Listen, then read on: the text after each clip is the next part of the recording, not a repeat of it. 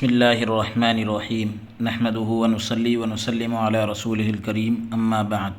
معزز ناظرین و سامعین اکرام، السلام علیکم ورحمۃ اللہ وبرکاتہ۔ باب العلم انواریہ ایجوکیشنل سوسائٹی اور جامعہ انواریہ حیدرآباد انڈیا کے زیر اہتمام ایک اہم فتوے کی اسکرین ریکارڈنگ کی جا رہی ہے، جس کا عنوان ہے اسقاط حمل کا حکم، اور یہ ریکارڈنگ حضرت سید محمد عبد القدیر چشتی حسینی المعروف نورانی پاشا رحمہ اللہ کی ان کے 21ویں عرس پاک کے مناسبت سے کی جا رہی ہے، جو کہ باب العلم انواریہ ایجوکیشنل سوسائٹی اور جامعہ انواریہ حیدرآباد کے بانی ہیں۔ پروردگار عالم ان کے مرقد انور پر رحمت و نور کی بارش عطا فرمائے۔ یہ ایک سوال ہے اور اس کا جواب بھی آپ حضرات ابھی سنیں گے۔ مفتی رحمت علی مصباحی صاحب کی طرف سے جو جواب دیا گیا، سید محمد عبد الواسع حسینی صاحب کے سوال کا جواب ہے، تو سوال بھی سن لیں اور جواب بھی آپ تفصیل سے سنیں۔ بہت ہی اہم فتویٰ ہے۔ اسقاط حمل کا حکم کیا ہے، یعنی جو حمل گرانے کے تعلق سے شریعت میں کیا احکام ہیں، تو اس کے جواز کی کہاں تک صورتیں ہیں، اور کون سی صورت جائز، کون سی صورت ناجائز، ساری تفصیلات ابھی آئے گی۔ تو سوال یہ ہے، کن صورتوں میں ضبط ولادت اور کن صورتوں میں اسقاط حمل جائز ہے؟ یعنی ولادت کے معنی یعنی پیدائش کو روک دینا، ضبط ولادت، اور کن صورتوں میں اسقاط حمل یعنی حمل کو گرا دینا، یہ کن صورتوں میں جائز ہے؟ کیا ضبط ولادت یعنی پیدائش پر روک لگا دینا، بچہ نہیں ہونا بول کے، اور اسقاط حمل کے لیے جدید ذرائع یعنی نئے جو ذریعے ہوتے ہیں، نیو سورسز، اس کا استعمال کیا جا سکتا ہے؟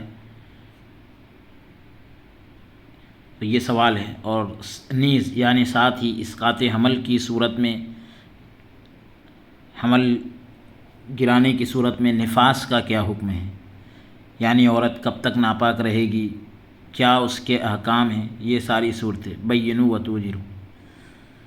مستفتی سید محمد عبد الواسع حسینی بخاری چشتی ناظم اعلیٰ جامعہ انواریہ حیدرآباد الہند۔ جواب سنیں۔ بسم اللہ الرحمن الرحیم۔ کتاب و سنت میں یعنی قرآن و حدیث میں ضبط ولادت کا کوئی واضح یعنی پیدائش پر پابندی لگانے کا کوئی واضح اور محکم حکم بیان نہیں کیا گیا ہے، یعنی مضبوط حکم نہیں آیا ہے۔ ہاں، احادیث میں محکم کے معنی مضبوط کرنے کے بجائے یہ فیصلہ کن، کوئی فیصلہ کن حکم جو ہے بیان نہیں کیا گیا ہے۔ ہاں، احادیث میں یعنی حدیث پاک میں عزل کی متعدد صورتیں ملتی ہے، یعنی کئی صورتیں اس کی آتی ہیں جو ضبط ولادت ہی کی ایک قسم ہے، پیدائش پر پابندی لگانے کی ہی ایک قسم ہے۔ تو اس مسئلے کا تعلق اجتہاد اور مصالح معاشرت سے ہے۔ اس مسئلے کا تعلق اجتہاد اور مصالح معاشرت سے ہے، یعنی زندگی گزارنے کی کچھ جو مصلحتیں رہتی ہے اس سے ہے، لہذا قدر تفصیل کے بعد یعنی کچھ تفصیل کے بعد حکم بیان کیا جائے گا۔ ضبط ولادت کا مفہوم، تو ضبط ولادت ابھی آپ نے 3-4 مرتبہ سن لیا۔ تو یہ ہے کہ ضبط ولادت کا مفہوم افزائش نسل، دوسرے الفاظ میں اس کو کہہ دے کہ اولاد کی پیدائش کو روکنا ہے، نسل کو روک دینا، نسل بندی وغیرہ بہت سارے اس کے نام الگ الگ رہتے ہیں۔ خواہ یہ کام عارضی طور پر چند دنوں، مہینوں اور سالوں کے لیے کیا جائے یعنی ٹیمپرری کیا جائے، یا دائمی طور پر یعنی ہمیشہ کے لیے وہ صورت اختیار کی جائے کہ کبھی بچہ ہی پیدا نہ ہو سکے۔ تو یہ ضبط ولادت کی تعریف ہے۔ شخصی احوال و قوائف کے پیش نظر یعنی ایک شخصی اعتبار سے پرسنل دیکھا جائے تو اس کے اعتبار سے ہر ایک کا حکم جو ہے ہر ایک کے لیے جدا گانا ہے، انڈیویجول یعنی اگر دیکھا جائے تو ہر ایک کا حکم جو ہے الگ الگ ہے۔ ضبط ولادت کی صورتیں، اولاد کی پیدائش کو روکنے کی بہت ساری صورتیں ہیں۔ تو پہلی بات بتا رہے ابتدا سے لے کر اب تک ضبط ولادت کی بنیادی طور پر 2 صورتیں ملتی ہیں، شروع سے لے کر اب تک ضبط ولادت کی 2 صورتیں ملتی ہیں۔ نمبر 1 دائمی صورت، یعنی ایسی صورت اختیار کرنا جس سے اولاد ہونے کا امکان سرے سے ختم ہو جائے، اولاد ہونے کا پاسبل ہونا سرے سے ختم ہو جائے، یعنی اولاد ہی نہ ہو، جیسے اختصاص، خصی کرا لینا، نسبندی، آپریشن وغیرہ۔ نمبر 2 عارضی صورت، یعنی وہ طریقے اپنانا جن سے وقتی طور پر یعنی ٹیمپریلی استقرار حمل سے بچا جائے، یعنی حمل ٹھہرنے سے بچا جائے۔ مثلا جیسے کہ عزل کے معنی آتے ہیں کہ مادہ منویہ کو خاص مقام سے جو ہے باہر خارج کرنا، نکال دینا۔ تو اب اس کی تعریف ابھی نیچے آ رہی ہے۔ مثلا جیسے کہ عزل یعنی عارضی طور پر حمل سے بچا جائے، تو جیسے کہ عزل ہے مانع حمل ادویات، یعنی ایسی دواؤں کا استعمال جو حمل ٹھہرنے نہ دے، انجیکشن اور نرود کاپرٹی، اسقاط حمل وغیرہ۔ عزل کی صورتیں، بیوی سے مقاربت کی صورت میں، یعنی بیوی سے قریب ہونے کی صورت میں، انزال سے قبل یعنی انزال سے پہلے مرد کا بیوی سے الگ ہو کر مادہ منویہ کا خارج مقام یعنی باہر کے مقام میں خارج مقام اخراج کرنا ہے، یعنی مقام سے باہر خارج کر دینا ہے، نکال دینا ہے منی کو، تاکہ استقرار حمل نہ ہو، یہ عزل کہلاتا ہے۔ متعدد یعنی کئی صحیح احادیث سے عزل کا جواز ثابت ہوتا ہے، عزل کا جائز ہونا ثابت ہوتا ہے، جس کا مقصد استقرار حمل کو روکنا ہے، حمل ٹھہرنے کو روکنا ہے۔ امام ابو الحسن مسلم بن حجاج قشیری نیساپوری رحمۃ اللہ تعالیٰ علیہ روایت کرتے ہیں، عن جابر رضی اللہ عنہ قال كنا نعزل على عهد رسول اللہ صلی اللہ علیہ وسلم فبلغ ذلك نبی اللہ صلی اللہ علیہ وسلم فلم ينهنا۔ حضرت جابر رضی اللہ تعالیٰ عنہ بیان کرتے ہیں کہ ہم رسول اللہ صلی اللہ علیہ وسلم کے عہد مبارک میں، حضور کے مبارک زمانے میں عزل کیا کرتے تھے۔ آپ صلی اللہ علیہ وسلم کو اس کی خبر پہنچی تو آپ نے ہمیں اس سے منع نہیں کیا، یعنی نہیں روکا۔ مسلم شریف میں حضرت جابر رضی اللہ عنہ سے یہ بھی مروی ہے، یہ بھی روایت ہے، عن جابر رضی اللہ عنہ قال كنا نعزل والقرآن ينزل۔ زاد اسحاق قال سفیان لو كان شيئا ينهى عنه لنهانا عنه القرآن۔ حضرت جابر رضی اللہ تعالیٰ عنہ بیان کرتے ہیں کہ ہم عزل کیا کرتے تھے حالانکہ اس وقت قرآن نازل ہو رہا تھا۔ حضرت اسحاق کی روایت میں ان کی روایت میں یہ اضافہ ہے، یہ چیز زائد ہے کہ حضرت سفیان نے کہا کہ اگر عزل برا ہوتا تو قرآن میں اس کی نہیں اترتی، یعنی اس سے روکا جاتا، جبکہ قرآن میں کوئی ممانعت نہیں آئی ہے، یعنی اس سے روکنے کی کوئی بات نہیں آئی ہے۔ اسی لیے کہا گیا کہ قرآن کے نازل ہونے کا وہ وقت تھا، لیکن پھر بھی قرآن میں ایسی کوئی بات نازل نہیں ہوئی۔ امام ابو عبداللہ محمد بن اسماعیل بخاری رحمۃ اللہ تعالیٰ علیہ روایت کرتے ہیں، عن جابر قال كنا نعزل على عهد النبی صلی اللہ علیہ وسلم والقرآن ينزل۔ حضرت جابر رضی اللہ عنہ بیان کرتے ہیں کہ ہم رسول اللہ صلی اللہ علیہ وسلم کے عہد مبارک میں، حضور کے مبارک زمانے میں عزل کیا کرتے تھے حالانکہ اس وقت قرآن نازل ہو رہا تھا۔ مسلم شریف میں حضرت جابر رضی اللہ عنہ سے مروی ہے، یعنی ان سے روایت ہے، عن جابر رضی اللہ عنہ ان رجلا اتى رسول اللہ صلی اللہ علیہ وسلم فقال ان لی جاریۃ ہی خادمنا سنأتینا وانا اطوف علیہا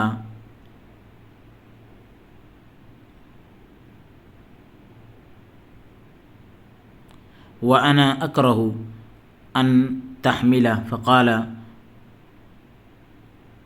اعزل عنها ان شئت فانه سيأتيها ما قدر لها فلبث الرجل ثم اتاه فقال ان الجارية قد حبلت فقال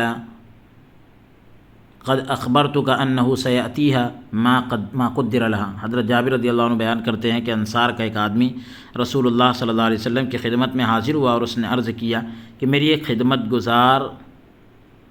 لونڈی ہے، میری ایک خدمت گزار باندی ہے جس سے میں صحبت کرتا ہوں،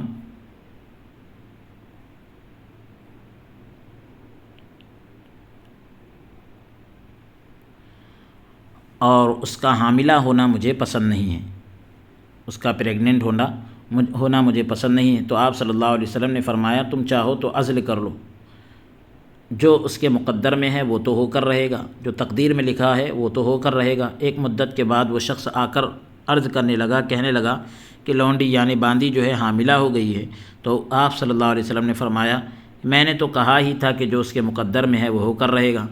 امام ابو داؤد سلیمان بن اشعث بن اسحاق بن بشیر بن شداد بن عمرو ازدی سجستانی رحمۃ اللہ تعالیٰ علیہ روایت کرتے ہیں، عن ابی سعید الخدری ان رجلا قال یا رسول اللہ ان لی جاریۃ وانا اعزل عنها وانا اکرہ ان تحمل وانا اريد ما يريد الرجال وان اليهود تحدث ان العزل موعودة الصغرى قال كذبت يهود لو اراد الله ان يخلقه ما استطعت ان تصرفه۔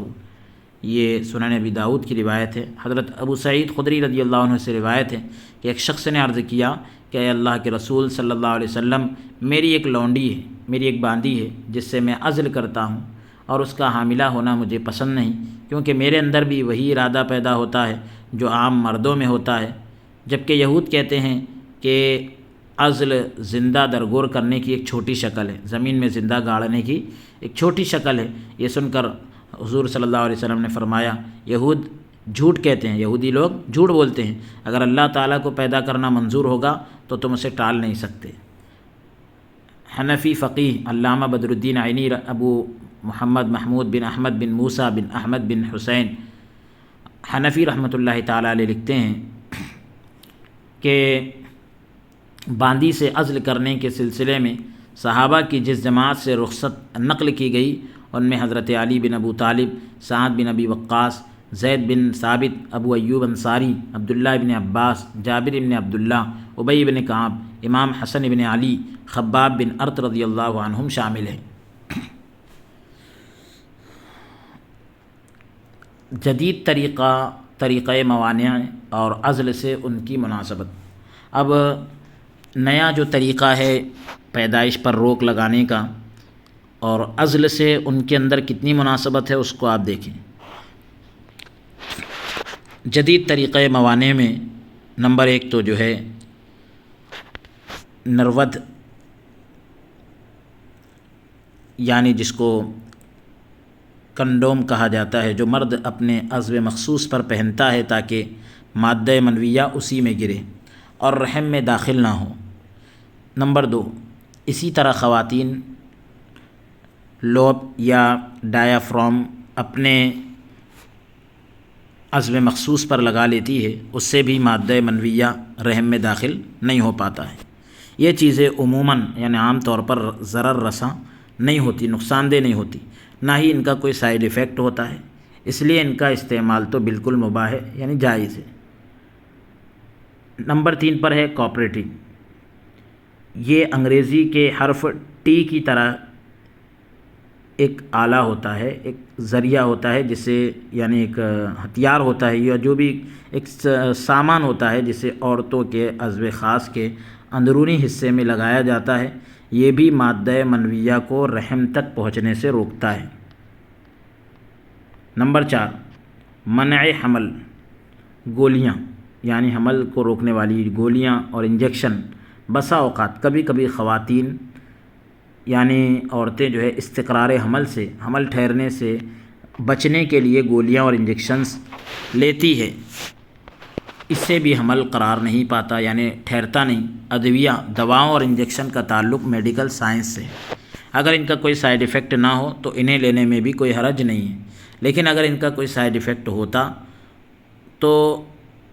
اگر کوئی سائیڈ ایفیکٹ ہوتا ہو تو اس کا استعمال حرج شدید کے بغیر یعنی شدید ضرورت کے بغیر باعتبار اثر کا اعتبار کرتے ہوئے مکروہ سے لے کر حرام تک ہو سکتا ہے۔ اثر کا اعتبار کیا جائے گا کہ اس کا نقصان میں اثر کتنا ہو رہا ہے، تو اثر کے اعتبار سے مکروہ سے لے کر وہ حرام تک پہنچ سکتا ہے کہ سائیڈ ایفیکٹ کتنا ہے وہ دیکھا جائے گا۔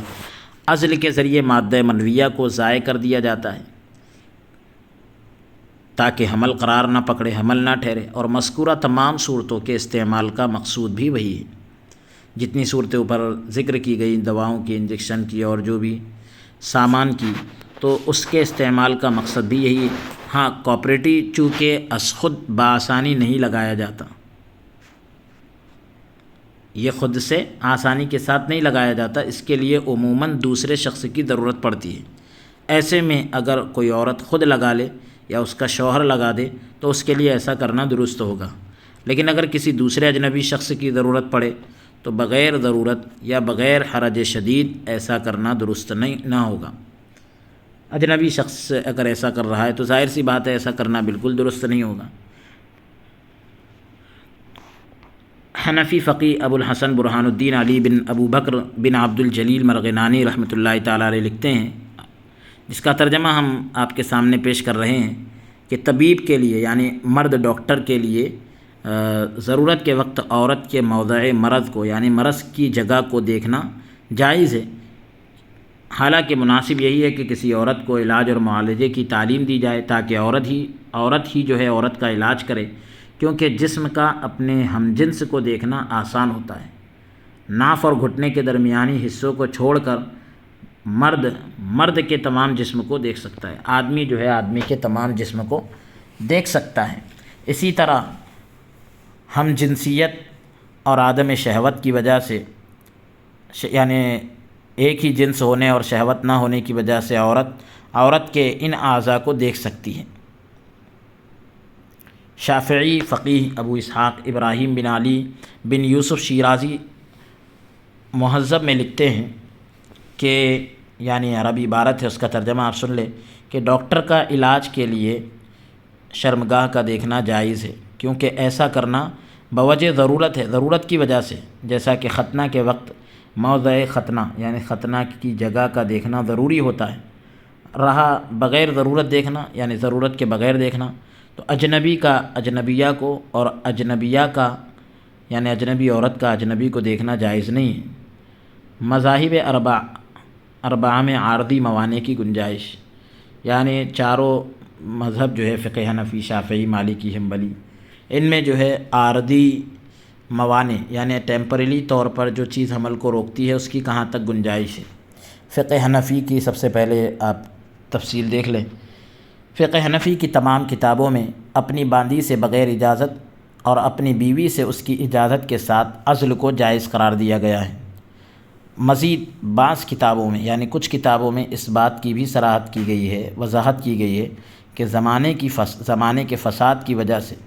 خرابی کی وجہ سے یا اولاد کے مستقبل یعنی فیوچر کے بگڑ جانے کا خطرہ ہو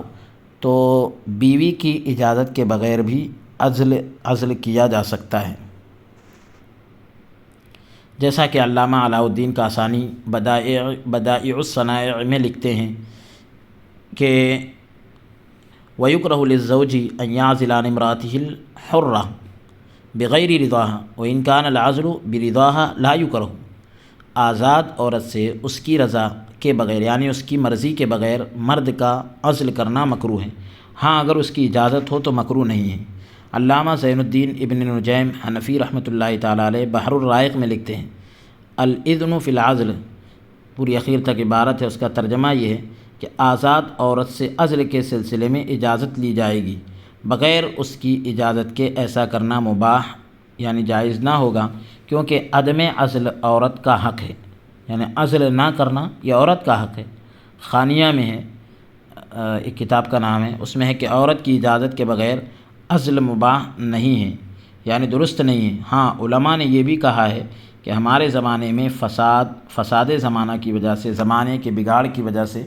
بغیر اجازت بھی عزل کرنا مباح ہے، جائز ہے، اسی میں ہے۔ اور ایک بحر الرائق کی عبارت ہے کہ اہل سمرقند کے فتاویٰ میں ہے کہ جب مرد نے اپنی بیوی کی اجازت کے بغیر اولاد کے بگڑ جانے کے خوف سے عزل کیا، اولاد کے بگڑ جانے کے ڈر سے عزل کیا تو ایسا کرنے میں کوئی حرج نہیں ہے، کوئی دقت نہیں ہے۔ علامہ کمال الدین بن محمد بن عبد الواحد رحمۃ اللہ تعالیٰ علیہ شرافۃ القدیر میں لکھتے ہیں کہ اگر یہ عربی عبارت کا ترجمہ ہے کہ اگر اولاد کے بگڑ جانے کا خوف ہو تو فساد زمانہ کی وجہ سے عورت کی اجازت کے بغیر بھی عزل کرنے کی گنجائش ہے۔ اولاد کے بگڑنے کا ڈر ہو تو زمانے کے خرابی کی وجہ سے عورت کی اجازت کے بغیر بھی عزل کی گنجائش ہے۔ حالانکہ جس طرح رزق مقسوم ہے، یعنی رزق کی تقسیم کی جاتی ہے، یعنی سب لکھا ہوا ہے، تقسیم ہو چکا ہے، اسی طرح صلح اور فساد اور ہدایت اور دلالت بھی مقسوم ہے، کہ یعنی کون صحیح ہوگا، کون ہدایت پر ہوگا، کون گمراہی پر ہوگا، یہ سب بھی جو ہے تقسیم کیا جا چکا ہے۔ لیکن یہاں جواز عزل کا جائز ہونا باعتبار اسباب بیان کیا گیا ہے، اسباب کے اعتبار سے بیان کیا گیا ہے، کیونکہ دنیا کی ساری چیزیں قضاء اور قدر کے ساتھ تدبیر اور تسبیب سے جڑی ہوئی ہیں، اسباب سے جڑی ہوئی ہیں۔ قضاء اور قدر کے ساتھ ساتھ دنیا کی سب چیزیں اسباب سے جڑی ہیں۔ مذکورہ فقہا کے علاوہ شمس الائمہ محمد بن احمد بن ابو سہل سرخسی نے مبسوط سرخسی میں، علامہ ابو الحسن برہان الدین علی بن ابو بکر بن عبد الجلیل مرغنانی نے ہدایہ میں، علامہ سراج الدین عمر بن ابراہیم بن نجیم حنفی نے نہر الفائق شرح کنز الدقائق، اور علامہ عثمان بن علی بن محجن فخر الدین زیلعی حنفی نے تبیین الحقائق شرح کنز الدقائق میں بھی عزل کے جواز کا یعنی جائز ہونے کا قول نقل کیا ہے۔ فقہ شافعی،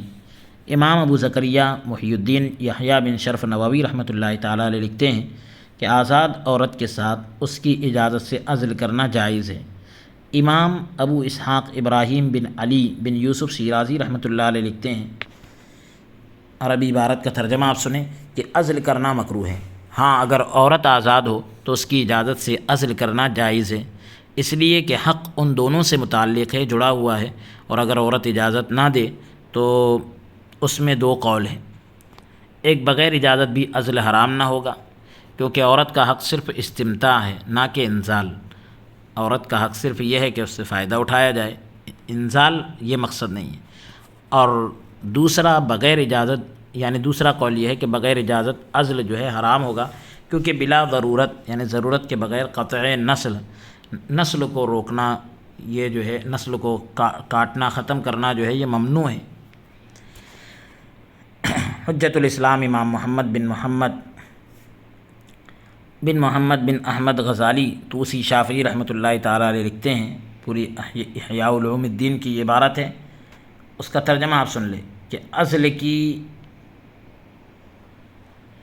اباحت اور کراہت سے متعلق، اس کے مباح ہونے اور مکروہ ہونے سے متعلق، اس سے ریلیٹڈ علماء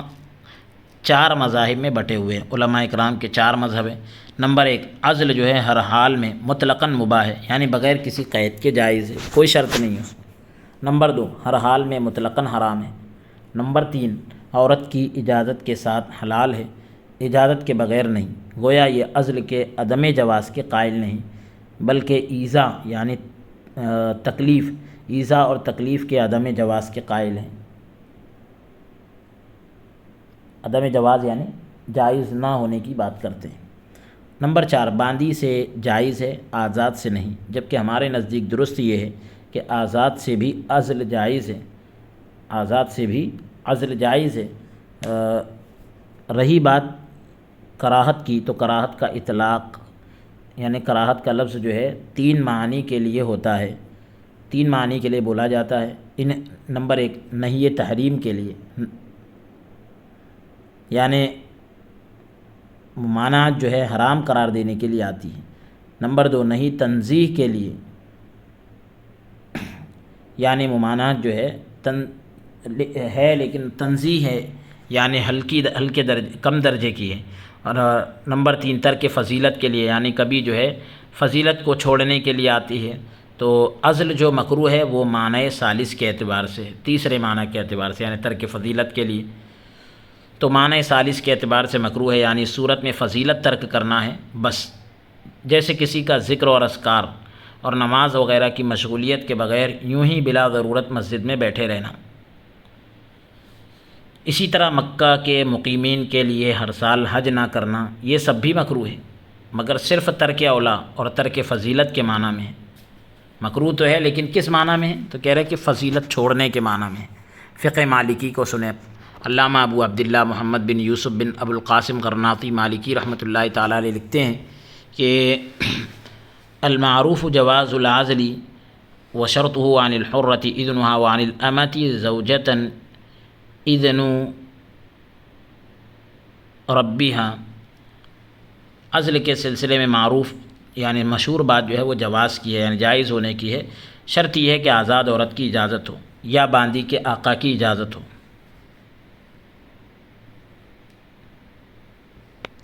ایسا ہی علامہ ابو عبداللہ محمد بن عبداللہ خرشی مالکی رحمۃ اللہ تعالیٰ علیہ کی شرح مختصر خلیل خرشی میں اس میں بھی ہے فقہ حنبلی۔ یہ فقہ مالکی کو تو سن لیا آپ نے، اب فقہ حنبلی کو سنیں۔ امام محمد عبداللہ بن قدامہ رحمۃ اللہ تعالیٰ علیہ لکھتے ہیں، عربی عبارت ہے، اس کا ترجمہ آپ سن لیں کہ عزل کرنا مکروہ ہے۔ عزل جو ہے مکروہ ہے، لیکن اگر باندی سے ہو تو اس کی اجازت کے بغیر بھی جائز ہے، جبکہ آزاد عورت سے اجازت کے ساتھ جائز ہوگا۔ انہی کی دوسری کتاب مغنی میں ہے کہ باندی سے اس کی اجازت کے بغیر اور آزاد عورت سے اس کی اجازت کے ساتھ عزل کرنا جائز ہے۔ ایسا ہی علامہ منصور بن یونس بن صلاح الدین ابن حسن بن ادریس حنبلی کی کشف القناع میں بھی ہے۔ علماء مصر کا بھی قول آپ سنیں۔ دارالافتاء مصریہ، مصر سے عارضی منع حمل سے یعنی ٹیمپریری طور پر پیدائش کو روک دینا، حمل ٹھہرنے کو روک دینا، اس سے متعلق 25 جنوری 1936 عیسوی کو سابق شیخ الازہر مفتی عبد المجید سلیم نے اپنے ایک فتوے میں لکھا کہ یہ پوری عربی عبارت ہے، ہم اس کا ترجمہ پیش کریں گے کہ اصل مذہب یہی ہے کہ مرد جو ہے عورت، یہ ترجمہ ہے اس عبارت کا، کہ اصل مذہب یہی ہے کہ مرد جو ہے عورت کی اجازت کے بغیر خارج مقام یعنی مقام سے باہر انزال نہیں کر سکتا، منی کو باہر نہیں کر سکتا۔ نہ عورت شوہر کی اجازت کے بغیر رحم کا منہ بند کر سکتی ہے، عورت بھی جو ہے شوہر کی اجازت کے بغیر رحم کا منہ بند نہیں کر سکتی ہے۔ لیکن متاخرین فقہا یعنی بعد کے حضرات مثلا جیسے کہ صاحب فتح القدیر وغیرہ نے، فتح القدیر لکھنے والے جو ہیں، انہوں نے فساد زمانہ کی وجہ سے، زمانے کے بگاڑ کی وجہ سے، اولاد کے فاسد یعنی فاسق و فاجر ہو جانے کے خوف سے بھی بلا اجازت یعنی بغیر کسی اجازت کے مرد کو خارج مقام انزال کی اجازت دی ہے، یعنی شرمگاہ کے باہر منی کو خارج کرنے کی اجازت دی ہے۔ تو اس طرح کے مثل کو یعنی اس طرح کی مثال کو مستقل عذر مانا جانا چاہیے۔ ظاہر عبارت کہ اس طرح کی مثل کو مستقل عذر مانا جانا چاہیے، یعنی ماننا چاہیے۔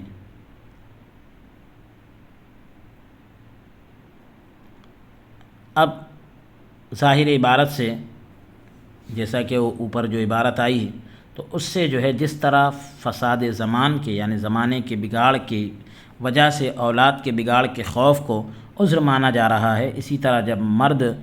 دور دراز سفر پر ہو اور اولاد کے تعلق سے اسے خوف و ڈر ہو تو متاخرین فقہا نے یعنی بعد کے فقہاء اکرام نے عبارت مذکورہ پر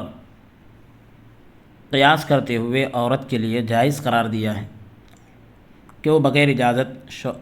اجازت شوہر بھی مذکورہ عذر کے پیش نظر رحم کا منہ بند کر سکتی ہے، شوہر کی اجازت کے بغیر بھی وہ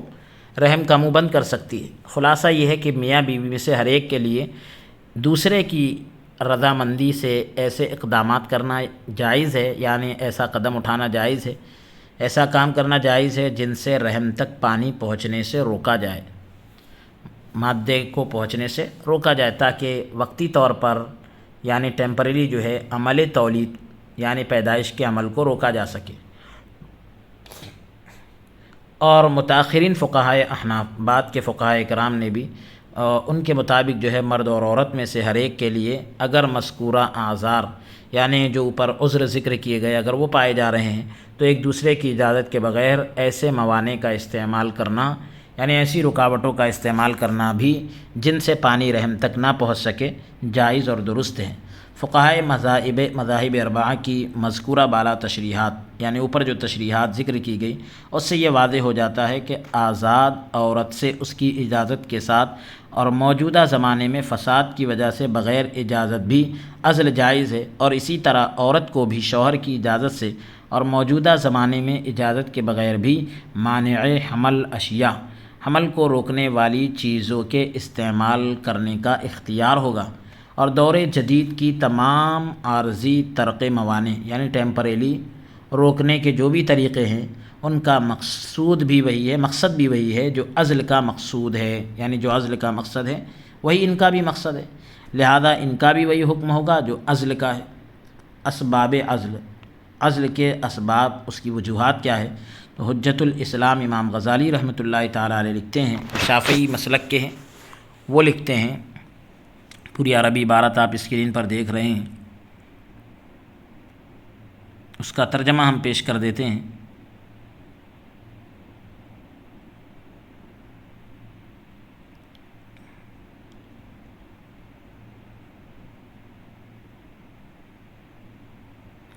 پورا یہ خلاصہ ہے،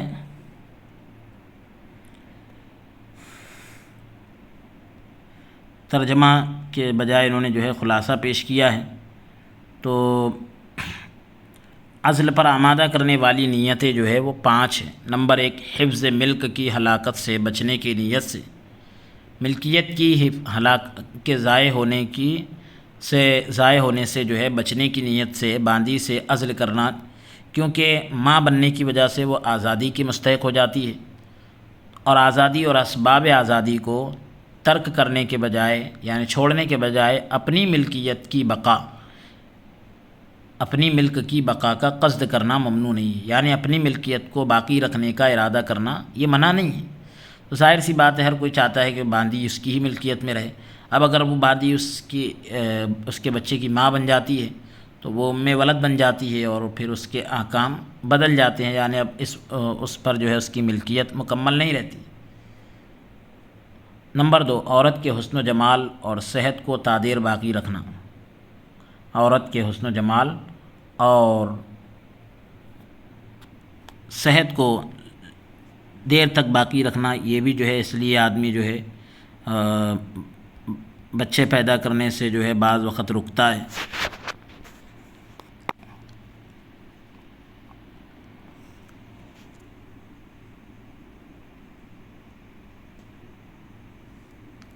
تیسری وجہ یہاں پر یہ بتلائی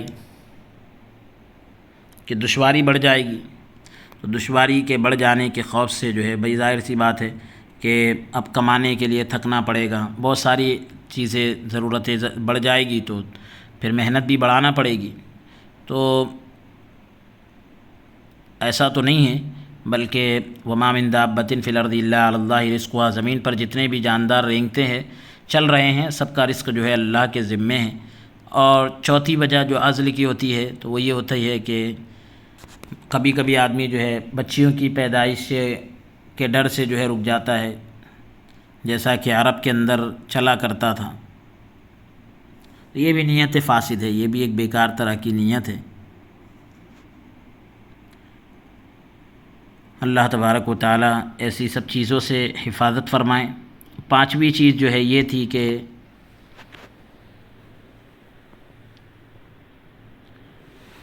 عورت سے وہ لطف اندوز ہو، مطلب یہ کہ صاف صفائی کے اندر مبالغہ ہو۔ تو ظاہر سی بات ہے کہ اب وہ بچتا تھا اور عورت سے اس وجہ سے کہ بھئی نفاس والی نہ ہو جائے، پھر وہ دودھ پلانے والی نہ ہو جائے، تو اس طریقے سے یہ عورتوں کے معاملات کی وجہ سے بعض لوگ جو ہے رکتے تھے۔ اب یہ تو امام غزالی رحمۃ اللہ علیہ کی عبارت کا خلاصہ ہم نے پیش کیا اپنے الفاظ میں۔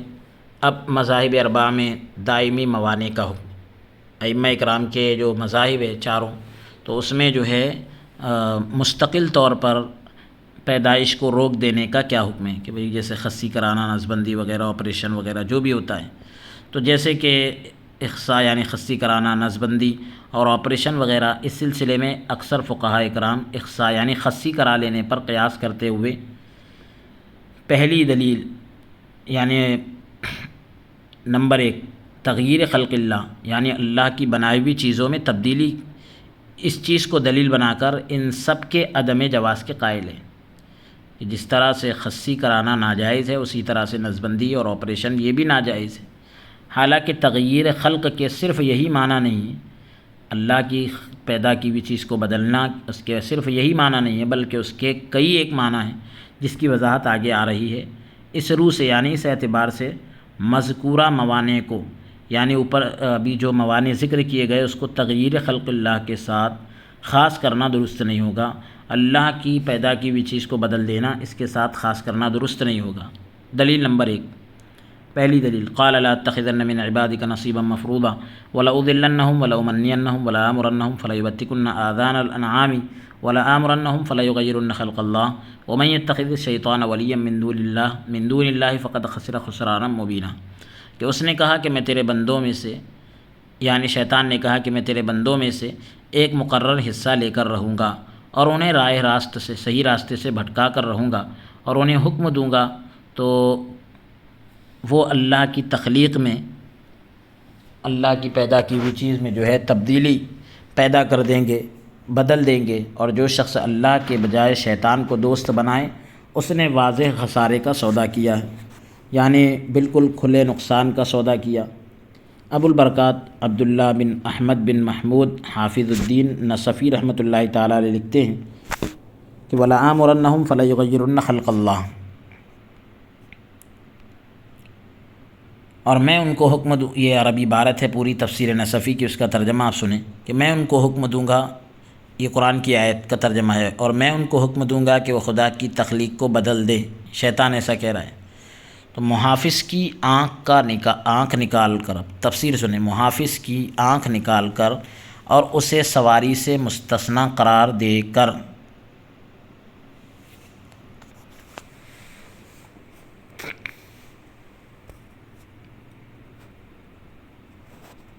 سواری سے الگ قرار دے کر، یا خصی کے ذریعے جو درندوں میں جائز اور بنی آدم میں حرام ہے، یا گودنا، یا نسب کی تردید کر کے، گودنا یہ تو ایک عمل ہے، مطلب یہ کہ وہ سوراخ وغیرہ کر کے عورتیں اپنے حسن کو بڑھاتی ہیں، یا نسب کی تردید کر کے، یعنی نسب کو کاٹ کر کے جو ہے اور اس کی تخصیص کر کے، خصی کرا کے، یا سفید بالوں کو سیاہ کر کے، کالے کر کے، یا حرام یا حلال ٹھہرا کر، یا مخنث بن کر، یا اللہ تعالیٰ کی فطرت کو بدل کر جو کہ دین اسلام ہے، یعنی فطرت جو ہے دین اسلام ہے، تو اللہ کا فرمان ہے کہ اللہ کے خلق میں کوئی تبدیلی نہیں، اللہ کی پیدا کی ہوئی چیز میں کوئی تبدیلی نہیں، اور اللہ کے علاوہ جس نے بھی کسی شیطان کو دوست بنایا اور اس طرف گیا جس کی شیطان نے دعوت دی، تو دونوں جہاں میں بڑا نقصان اٹھایا۔ امام ابو عبداللہ فخر الدین بن محمد حسین بن عمر بن حسین رازی رحمۃ اللہ تعالیٰ علیہ لکھتے ہیں قولہ وَلَآمُرَنَّهُمْ فَلَيُغَيِّرُنَّ خَلْقَ اللَّهِ، ان کا قول یہ ہے، تفسیر رازی کی عبارت ہے اور اس کا ترجمہ سنیں کہ ان کا قول یہ ہے کہ شیطان کہہ رہا ہے کہ میں ان کو حکم دوں گا کہ وہ خدا کی تخلیق کو بدل دیں، اللہ کی پیدا کی ہوئی چیز کو بدل دیں۔ اور یہاں مفسرین کے لیے دو قول ہیں۔ پہلا قول تو یہ ہے کہ خدا کی مخلوق کو بدلنے سے مراد خدا کے دین کو بدلنا ہے، جو سعید بن جبیر، سعید بن مسیب، حسن، ضحاک، مجاہد اور نخعی رحمۃ اللہ تعالیٰ اور قتادہ رحمۃ اللہ تعالیٰ علیہ کا قول ہے۔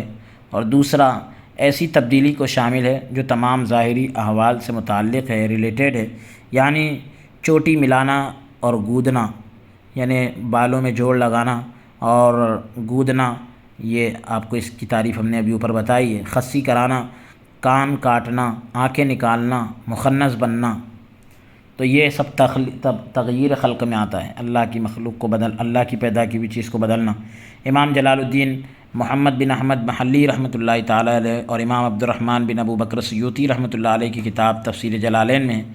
وَلَآمُرَنَّهُمْ فَلَيُغَيِّرُنَّ خَلْقَ اللَّهِ، کہ میں ان کو حکم دوں گا کہ وہ خدا کی تخلیق کو بدل دے، تو اس کے دین کو کفر سے بدلنا یہ مراد ہے، یعنی شیطان یہ کہہ رہا ہے کہ میں دین کو کفر سے بدل دوں گا، اور جس چیز کو اللہ نے حرام کیا ہے اسے حلال قرار دینا، اور جس چیز کو اس نے حلال کیا اسے حرام کرنا،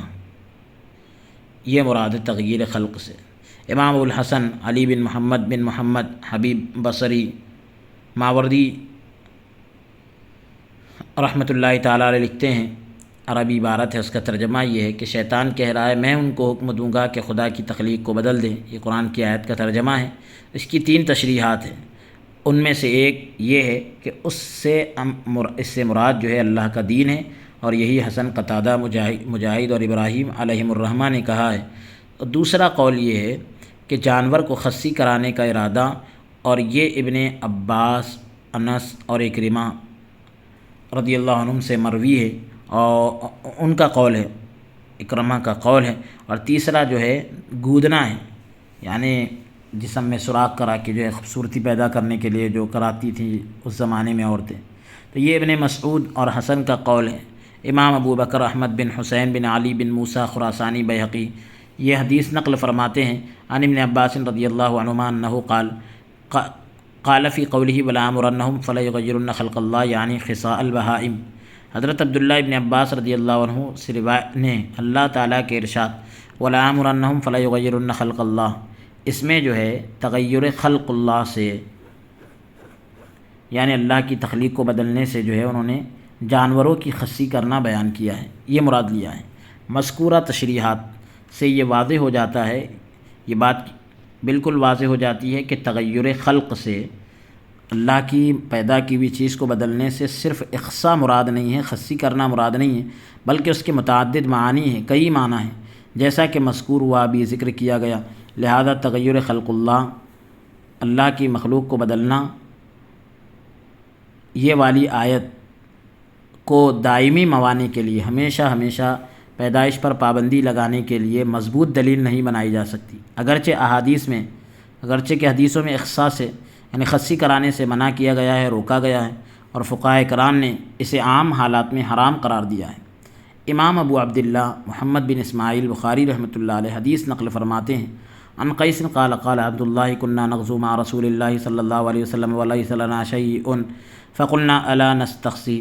فنهانا عن ذلك ثم رخص لنا ان ننكح المرأة بالثوب ثم قرأ علينا يا ايها الذين آمنوا لا تحرموا طيبات ما احل الله لكم ولا تعتدوا ان الله لا يحب المعتدين۔ حضرت قیس بیان کرتے ہیں کہ عبداللہ ابن مسعود رضی اللہ عنہ نے بیان فرمایا کہ ہم رسول اللہ صلی اللہ علیہ وسلم کے ساتھ غزوہ یعنی جنگ پر ہوتے، اور ہمارے پاس کوئی چیز نہیں ہوتی تھی،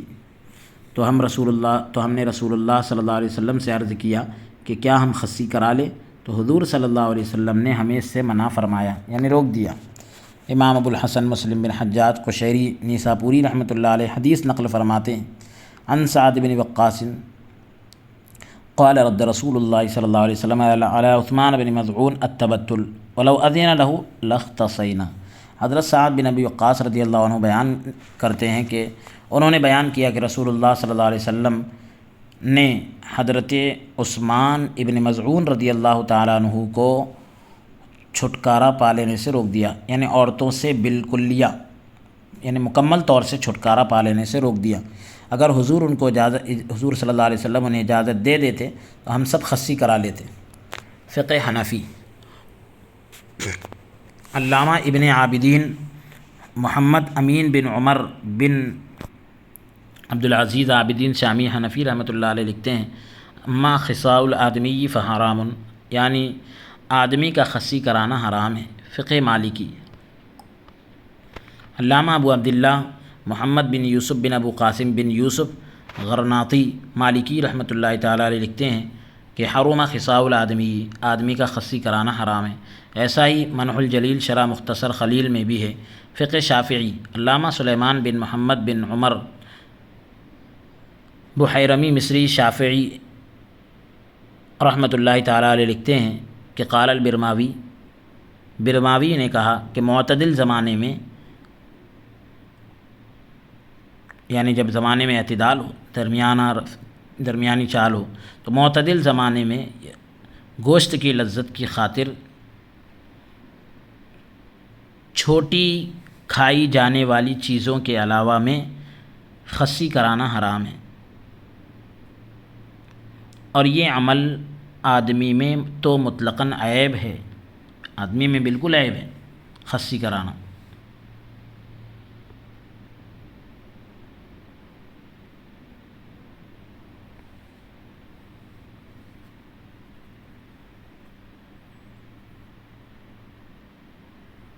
حنبلی رحمۃ اللہ، حنبلی کیا کہتے ہیں اس بارے میں؟ مشہور سعودی عالم محمد مختار بن امین حنبلی رحمۃ اللہ تعالیٰ علیہ لکھتے ہیں، کے اس کا عبارت کا ترجمہ آپ سن لیں: اصول شرعی کی حیثیت سے، شریعت کے اصول کی حیثیت سے خصی کرانے کی دو صورتیں ہیں۔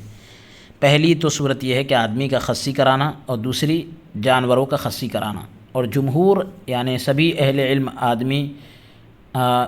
علم حضرات جو ہے آدمی کے خصی کرانے کو حرام قرار دیتے ہیں، ان تمام دلائل کے باوصف قرار دیتے ہیں۔ ان تمام دلائل کے باوصف ان تمام دلائل کے باوجود جو ہے یہ امر بھی قابل غور ہے، یہ بات بھی غور کرنے والی ہے کہ تغیر خلق اللہ سے، اللہ کی پیدا کی ہوئی چیز کو بدلنے سے صرف اخصاء ہی مراد نہیں، صرف خصی کرانا مراد نہیں، بلکہ اس کے کئی معنی میں سے یہ بھی ایک معنی ہے۔ ان وجہ سے عام حالات میں ان دائمی موانع کی اجازت نہیں دی جا سکتی، یعنی عام حالتوں میں یہ مستقل طور پر ہمیشہ کے لیے رکاوٹ والی چیزوں کی اجازت نہیں دی جا سکتی جو پیدائش پہ روک لگا دے۔ لیکن جہاں شدید ضرورت یا شدید دفع مضرت یعنی ایک بڑے نقصان کو دور کرنے کا معاملہ ہو، وہاں شرعی اسباب ستہ کے پیش نظر، وہ شریعت کے جو 6 اسباب ہیں، جان کی حفاظت، مال کی حفاظت وغیرہ ہو، تو ان کے پیش نظر ہر فرد کے لیے ان کی اپنی صورتحال کے مطابق، یعنی ہر انسان کے لیے اس کی اپنی ضرورت کے مطابق ان کی اجازت ہوگی، جیسی اس کی کیفیت ہوگی ویسی اجازت ہوگی، بشرطے کہ میاں بیوی کے آپسی تعلقات کی صلاحیت ختم نہ ہو۔ شرط یہ ہے کہ میاں بیوی کے آپسی تعلقات کی صلاحیت ختم نہ ہو، جیسا کہ آپریشن، کہ یہ بھی دائمی موانع کا ایک ذریعہ ہے، مستقل طور پر روک دینے کا ایک ذریعہ ہے، کہ 3 آپریشن کے بعد عموماً جو ہے ڈاکٹر رحم کو کاٹ کر ہٹا دیتے ہیں۔ 3 مرتبہ سیزر ہو گیا تو عموماً عام طور پر ڈاکٹر جو ہے رحم کو کاٹ کر ہٹا دیتے ہیں، جس کی وجہ سے عورت پھر کبھی حاملہ نہیں ہو پاتی۔ مگر فقہاء کرام نے دفع مضرت کے پیش نظر بڑے نقصان کو دور کرنے کے لیے اس کی اجازت دی ہے، جیسے حرام قطعی ہونے کے باوجود، بالکل واضح اور یعنی جس کے حرام ہونے پر کوئی دلیل ہے، تو ایسے حرام کے باوجود بوجہ مجبوری، یعنی مجبوری کے طور پر جو ہے بعض اشیاء یعنی کچھ چیزوں کے استعمال کی اجازت قرآن میں بھی دی گئی ہے۔ اللہ تعالیٰ کا ارشاد ہے: انما حرم علیکم المیتۃ والدم ولحم الخنزیر وما اہل به لغیر اللہ فمن اضطر غیر باغ ولا عاد فلا اثم علیہ ان اللہ غفور رحیم، کہ بے شک اس نے تم پر مردار خون اور خنزیر کا گوشت اور وہ جانور جسے اللہ کے علاوہ کسی اور نام سے ذبح کیا گیا ہو، ان سب کو حرام کیا ہے، ہاں جب کوئی شدید مجبور ہو جائے، بہت سخت مجبور ہو جائے، اور بغیر رغبت اور لذت اور حد سے تجاوز کیے بغیر،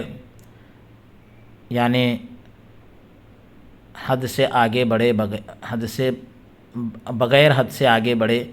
ان میں سے بقدر ضرورت یعنی ضرورت کے حساب سے کھا لے تو اس پر کوئی گناہ نہیں ہے، یقیناً اللہ تعالیٰ بخشنے والا مہربان ہے۔ فقہ اسلامی کا ایک قاعدہ ہے کہ ضرورتیں ممنوعات کو جائز کر دیتی ہیں، ضرورتیں جو ہے منع کی ہوئی چیزوں کو بھی جائز کر دیتی ہے۔ امام ابو عبداللہ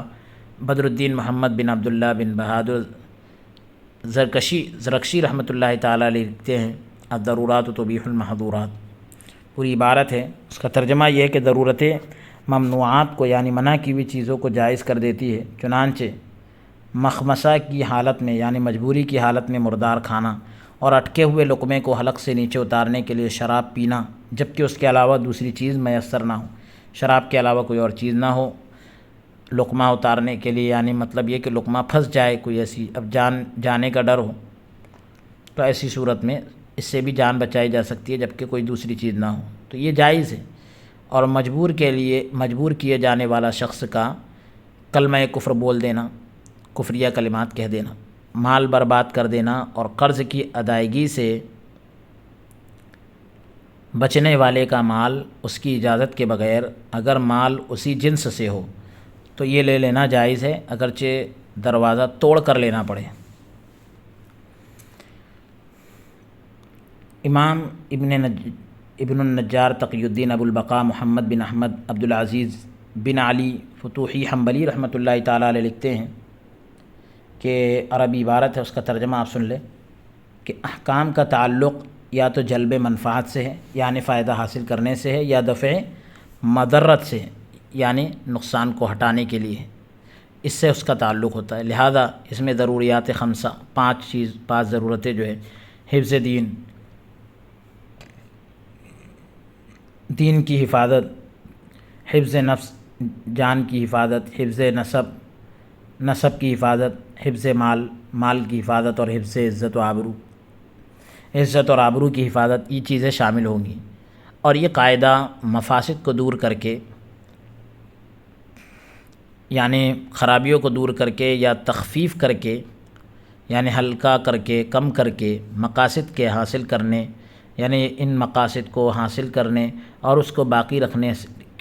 رکھنے کے لیے، یعنی اس چیز سے متعلق ہوگا یہ قاعدہ جو ہے، اس سے متعلق ہوگا، اس سے جڑے گا۔ اور قاعدہ یعنی جو ابھی آپ نے پڑھا کہ ضرورت ممنوعات کو جائز کر دیتی ہے، جو چیزیں منع ہے اس کو بھی ضرورت جائز کر دیتی ہے۔ اس سے یعنی اس قاعدے سے اباحت المحظور یعنی ضرر کا پایا جانا ممنوعات کے ارتکاب کو جائز کر دیتا ہے۔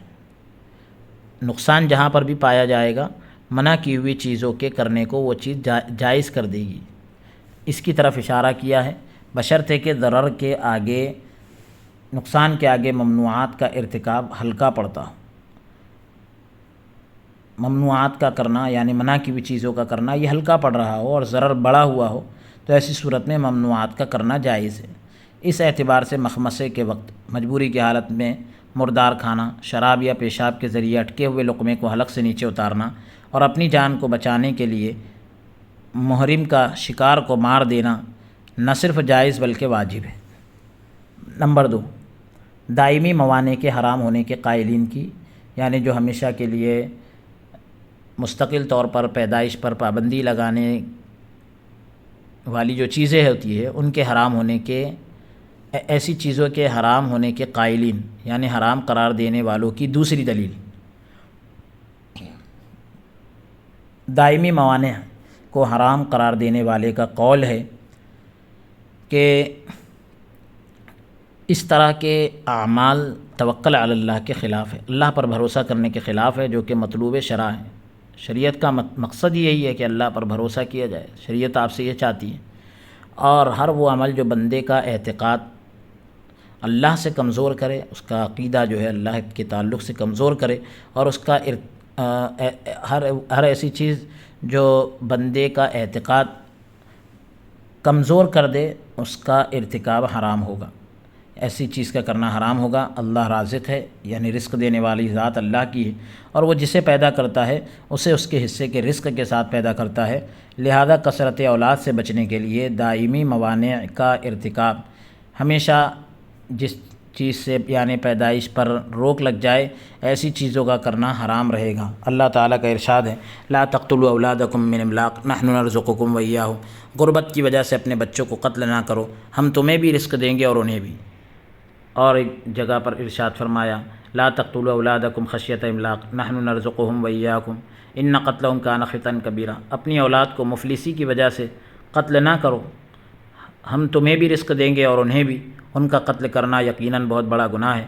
ما من دابۃ فی الارض الا علی اللہ رزقھا، زمین پر چلنے والے تمام جاندار کا رزق اللہ کے ذمہ ہے۔ کأی من دابۃ لا تحمل رزقھا اللہ یرزقھا وایاکم، بہت سے جانور تو اپنا رزق بھی اٹھائے نہیں پھرتے، اللہ ہی ان کو اور تم سب کو رزق دیتا ہے۔ ان تمام باتوں کے باوجود کہ رزق کی ذمہ داری یقیناً اللہ رب العالمین کے ذمہ کرم پر ہے، وہ سب کو اس کے مقدر کا رزق دیتا ہے، یہ بھی واضح ہے کہ حصول رزق کی ذمہ داری اور حصول رزق کے لیے حلال ذریعوں کا یعنی سورسز کا انتخاب یہ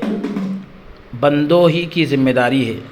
بیمار وہی کرتا ہے، یعنی اللہ ہی بیماری دیتا ہے اور پھر وہی اور شفا بھی وہی دیتا ہے، لیکن علاج اور معالجے کا حکم بھی اسی کی جانب سے ہے۔ جنت اور جہنم کا فیصلہ صرف اسی کے ہاتھ میں ہے، لیکن طاعت یعنی فرمانبرداری بجا لانے کی یعنی فرمانبرداری کرنے کی ذمہ داری بھی بندوں پر ہی ہے۔ اخذ و ترک یعنی گرفت اور چھوڑ یعنی پکڑ اور چھوڑ، اس کا سارا نظام اسی کے قبضہ قدرت میں ہے۔ وہ نہ چاہے یعنی اللہ کے اختیار میں ہے، وہ نہ چاہے تو کوئی پا نہیں سکتا، اور وہ دے تو کوئی روک نہیں سکتا۔ لیکن ملنا نہ ملنا سب کچھ اس نے اسباب سے جوڑ رکھا ہے۔ بھوک وہی مٹاتا ہے لیکن اس کے لیے ہمیں کھانا پڑتا ہے، پیاس وہی مٹاتا ہے لیکن ہمیں پانی پینا پڑتا ہے۔ لہذا اسباب کی تلاش اور اس کے استعمال کی مناسب تدبیر یعنی مناسب طریقہ، یہ جو ہے توکل علی اللہ کے اللہ پر بھروسہ کرنے کے خلاف نہیں ہے۔ مزید اس کا نظام ہی یہی ہے، یعنی ساتھ ہی اس میں اور ایک بات یہ بھی ہے کہ اللہ کا نظام ہی یہی ہے کہ وہ بندوں کو جو ہے اتنی چیزوں کا مکلف بناتا ہے جتنی کہ وہ برداشت کر سکے۔ بندہ جتنی برداشت کر سکتا ہے اتنی ہی چیزوں کا اللہ اس کو مکلف بناتا ہے۔ برداشت سے باہر کی چیزوں کا وہ نہ تو مکلف بناتا ہے اور نہ ہی اس سے وہ مواخذہ کرے گا۔ برداشت سے باہر چیزوں کے بارے میں جو ہے پکڑ نہیں ہوگی۔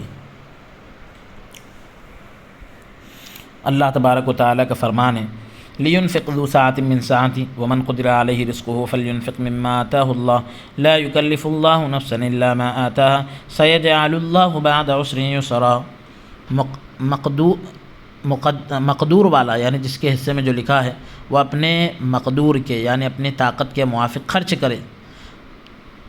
اور اگر تنگ دست ہو،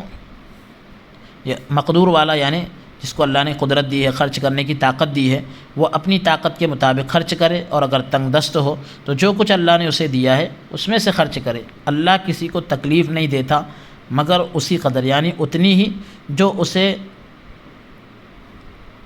دے رکھا ہے۔ مطلب یہ کہ اللہ تعالیٰ نے ہر شخص کو اس کی طاقت کے حساب سے مکلف بنایا، پابند بنایا۔ عن قریب اللہ تبارک و تعالیٰ تنگی کے بعد آسانی کر دے گا۔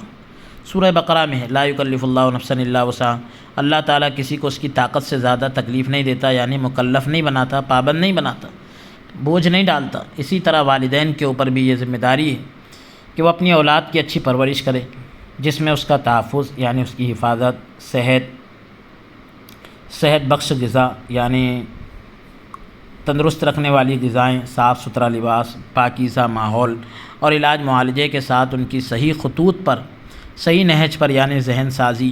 اخلاق اور کردار، اور مناسب صالح تعلیم اور تربیت سب کچھ شامل ہے۔ اچھی تعلیم اور تربیت یہ ساری چیزیں شامل ہیں۔ امام ابو عبداللہ محمد بن اسماعیل بخاری رحمۃ اللہ علیہ روایت کرتے ہیں عن ابی ہریرہ رضی اللہ عنہ قال قال النبی صلی اللہ علیہ وسلم كل مولود يولد على الفطرة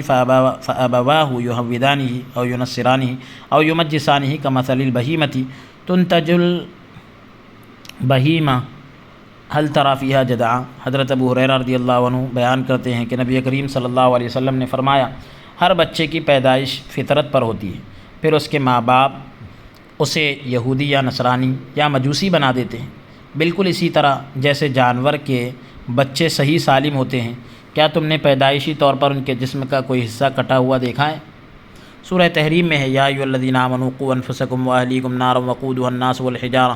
اے ایمان والو اپنے آپ کو اور اپنے اہل و عیال کو اس آگ سے بچاؤ جس کا ایندھن انسان اور پتھر ہے۔ سورہ بقرہ میں ولا تأکلوا اموالکم بینکم بالباطل وتدلوا بها الى الحکام لتأکلوا فریقا من اموال الناس بالاثم وانتم تعلمون،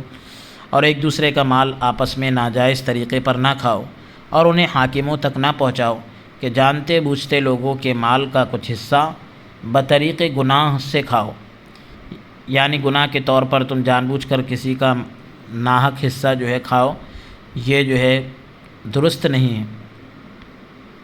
قاضی ثناء اللہ پانی پتی رحمۃ اللہ تعالیٰ علیہ اس آیت کی تفسیر میں لکھتے ہیں کہ ولا تأکلوا اموالکم بینکم بالباطل کالدعوی الزور، کہ پوری آپ نے عبارت دیکھ لی ہے، اس کا ترجمہ آپ سنیں کہ آپس میں ایک دوسرے کے مال باطل طریقے پر نہ کھاؤ۔ یہ ایسا ہے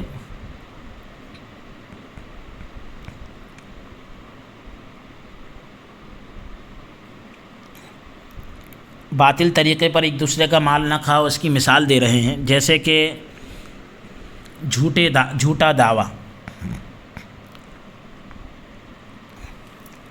جھوٹے دعوے اور جھوٹی گواہی کے ذریعے یا انکار حق کے بعد، حق کے انکار یعنی سچ کے انکار کے بعد، یا پھر یہ کہہ لیجئے کہ سچ ثابت حق انکار حق کے بعد قسم کھانے کے ذریعے، یا غصب اور لوٹ کھسوٹ، چوری، خیانت، جوا اور پیشہ ور گلوکار یعنی وہ گانے والی، اس کی اجرت، فاحشہ کی مہر، فاحشہ عورت کا مہر، کاہن کا نذرانہ یعنی جو نجومی ہوتا ہے اس کی اجرت، اور جانور جفتی کرانے کی اجرت، اور عقود فاسدہ کی رقم، فاسد معاملات کی جو رقم ہوتی ہے، تو رشوت وغیرہ اور وہ وجوہات جن کی شرع میں اجازت نہیں یعنی شریعت میں اجازت نہیں ہے۔ مزید یہ کہ یعنی وہ مثال دے کر بتایا کہ باطل طریقے سے کھانے میں یہ سب چیزیں آتی ہیں۔ مزید یہ کہ یہ دنیا دارالاسباب ہے، یہاں کی ہر چیز قدر کے ساتھ یعنی ایک مقدار کے ساتھ سبب سے جڑی ہوئی ہے، جسے ترک کرنا یعنی چھوڑنا، یا ترک کا حکم دینا، چھوڑنے کا حکم دینا، خلق خدا کو یعنی خدا کی مخلوق کو مشقت میں یعنی تکلیف میں مبتلا کرنا ہے، جبکہ دین اسلام آسانی پیدا کرتا ہے، مشکلات نہیں بڑھاتا۔ اللہ تعالیٰ کا ارشاد ہے یرید اللہ بکم الیسر ولا یرید بکم العسر، اللہ تعالیٰ تمہارے ساتھ آسانی چاہتا ہے، تنگی نہیں چاہتا ہے۔ اب اگر کسی کے زیادہ بچے پیدا ہو اور وہ ان کی درست یعنی صحیح پرورش کرنے، عمدہ اور بہتر تعلیم اور تربیت کرنے پر قادر نہ ہو، یا اگر کرے تو اس کے لیے حرام ذرائع کا سہارا لینے پر مجبور ہو، یعنی تربیت تو کرے گا لیکن حرام ذریعے کا سہارا لے گا اور مجبور ہوگا سہارا لینے پر، ایسے میں اگر وہ بطور سبب یعنی سبب کے طور پر دو چند بچوں کے بعد عارضی بلکہ ضرورت اور دفع مضرت کے پیش نظر یعنی ٹیمپریری اور ضرورت کے پیش نظر یعنی نقصان کو ہٹانے کے لیے دائمی موانع حمل کی یعنی ہمیشہ کے لیے روک لگا دینے والی چیزوں کی صورت اپنائیں، حمل کے لیے روکنے والی چیزوں پر یعنی روکنے والی چیزیں اگر اپنا رہا ہے، حمل کو روکنے والی چیزیں اپنا رہا ہے تو اسے اس کی اجازت ہونی چاہیے، بشرط یہ ہے کہ میاں بیوی کے آپسی تعلقات کی صلاحیت ختم نہ ہو، یعنی ایسا علاج کیا جائے کہ ان کے آپسی تعلقات کی صلاحیت بالکل ختم نہ ہو، جیسا کہ فقہاء اکرام نے آپریشن کی اجازت دی ہے کہ یہ نہ تو توکل علی اللہ کے خلاف ہے اور نہ تغیر خلق اللہ میں شامل ہے، اللہ کی تخلیق کو بدلنے میں بھی نہیں آتا اور اللہ پر بھروسہ کرنے کے خلاف بھی نہیں ہے۔ اسقاط حمل کی تعریف، حمل گرانے کی تعریف کیا ہے؟ حمل ٹھہر جانے کے بعد عمومی ولادت سے پہلے یعنی عام طور پر جو پیدائش ہوتی ہے اس سے پہلے بچے کو کسی بھی ذریعے سے ضائع کر دینے کو اسقاط کہتے ہیں، گرا دینے کو اسقاط کہتے ہیں، جس کا حکم یہ ہے کہ عام حالات میں اسقاط حمل ممنوع یعنی حمل گرا دینا منع ہے، اور حاجت اور ضرورت اور دفع مضرت یعنی نقصان کو دور کرنے کے پیش نظر اس کو دیکھتے ہوئے خاص صورتوں میں خاص فرد کے لیے جائز ہے، جس کی تفصیل درج ذیل ہے نیچے ہے۔ فقہ حنفی، علامہ بدر الدین عینی ابو محمد محمود بن احمد بن موسیٰ بن احمد بن حسین حنفی رحمۃ اللہ تعالیٰ علیہ لکھتے ہیں کہ عربی عبارت کا ترجمہ آپ سن لیں کہ جب تک تخلیق ظاہر نہ ہوئی ہو عورت کے لیے اسقاط ولد یعنی بچہ گرانا جائز ہے، کیونکہ خلقت کے ظہور سے پہلے کا حصہ آدمی نہیں ہوتا ہے، یعنی پیدائش کے ظاہر ہونے سے یعنی ابھی خلقت کے ظاہر ہونے سے پہلے کا حصہ آدمی نہیں ہوتا، جیسا کہ محیط میں ذکر کیا گیا ہے۔ حنفی فقی محمد بن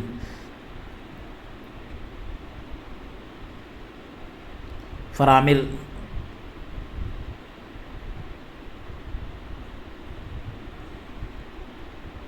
بن علی معروف معروف بھی ملا خسرو، یعنی ملا خسرو سے یہ معروف ہے۔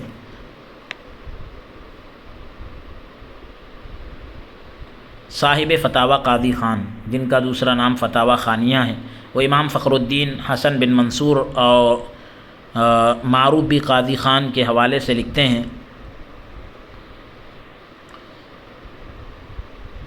عربی عبارت ہے، اس کا آپ ترجمہ سن لیں۔ عورت نے علاج کے ذریعے بچے کو ساقط کر دیا، گرا دیا۔ فقہا کہتے ہیں کہ اگر ابھی بچے کی خلقت یعنی بناوٹ ظاہر نہیں ہوئی ہے تو وہ گنہگار نہ ہوگی۔ ماتن نے یعنی اصل کتاب کے لکھنے والے نے کہا کہ میں یہ بات تو نہیں کہتا، کیونکہ اگر محرم شکار کے انڈے کو بھی توڑ دے تو وہ ضامن ہوتا ہے۔ حالت احرام میں اگر کوئی شکار کے انڈے کو بھی توڑ دے تو اس پر تاوان لازم ہوتا ہے، کہ یہاں انڈا بھی اصل شکار کے حکم میں ہے۔ تو جب یہاں پر جو ہے جزا کا مواخذہ ہو سکتا ہے،